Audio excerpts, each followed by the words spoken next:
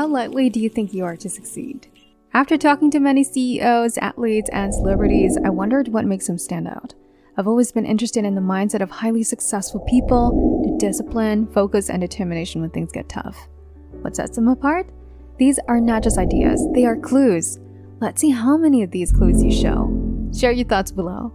Number 7, great habits. Successful individuals develop positive habits while unsuccessful individuals tend to have negative habits, such as smoking, drinking, drug use, and excessive TV watching. The habits you cultivate greatly influence your life, with studies showing that habits determine 95% of a person's behavior.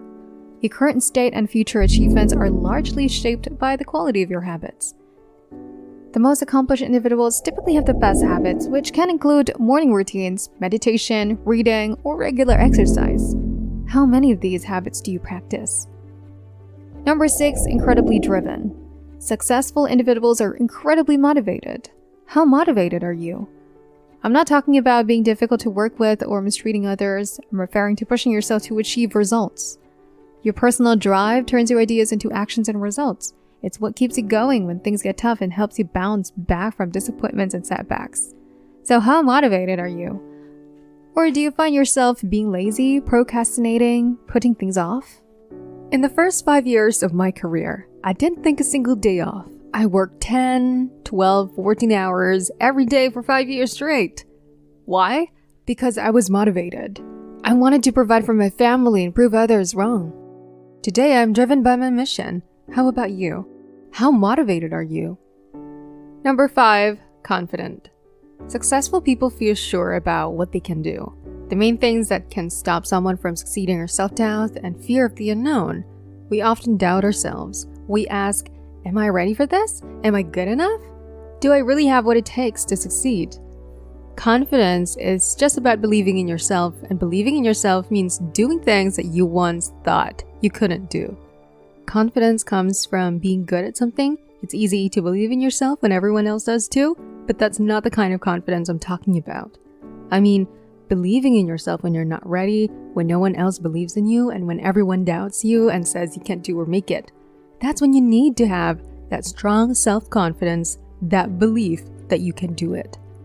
Confidence isn't the same as being arrogant. Arrogance is thinking you're better than everyone else.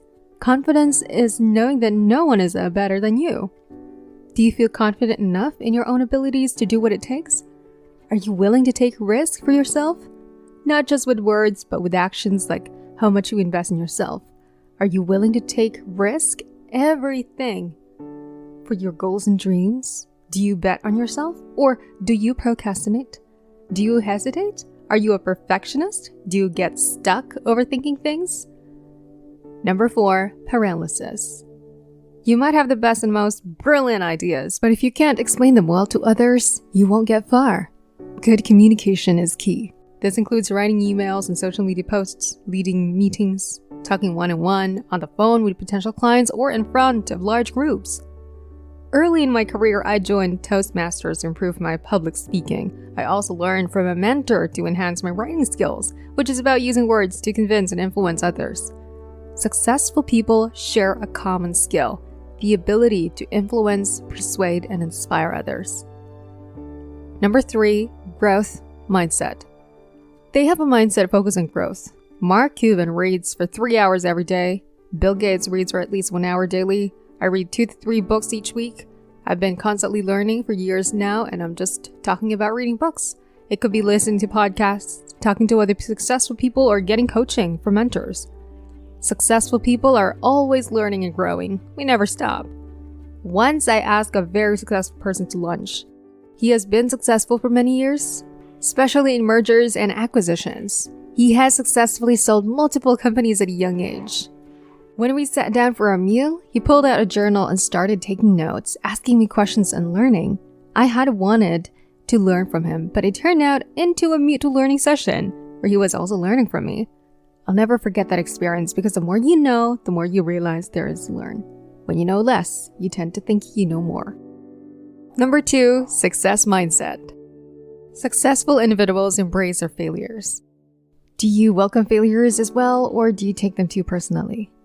Successful people are incredibly positive about their future. They always talk about their future in a positive way, as if it already happened, even though it seemed impossible. They believe in themselves and have high hopes for what lies ahead. For instance, Walt Disney was once fired by news editors who claimed he lacked imagination and creativity. Steven Spielberg faced rejection 3 times from film school before he finally got his big break. Colonel Sanders, when he was 56 years old, was turned down 1,000 times for his recipe before a restaurant finally accepted it. The most successful individuals in any field are usually the ones who have experienced the most failures. The key difference between a successful person and others is not a lack of strength or knowledge, but a lack of willpower. Winston Churchill famously said, "Success is going from failure to failure without losing enthusiasm." Take sales and closing, for example. The most successful salespeople, the highest paid closers in the world, face rejection on a daily basis more than anyone else, and that is what ultimately makes them successful. Success often hangs on the edge of failure. Number 1, high EQ. They're really good with feelings, not just being smart, but understanding emotions. They might not be the brainiest folks around, but they hang out with clever people. They might not ace all their tests, but they're really good at handling feelings.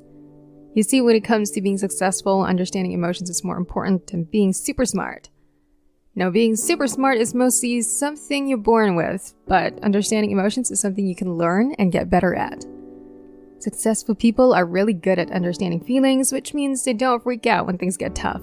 They stay calm, deal with stress, handle anxiety even when things don't go their way. Successful people also know themselves really well. They know what they're good at, what they're not so good at, what they're strong in, and what they struggle with. They know how to control their feelings. They don't let failure make them feel bad.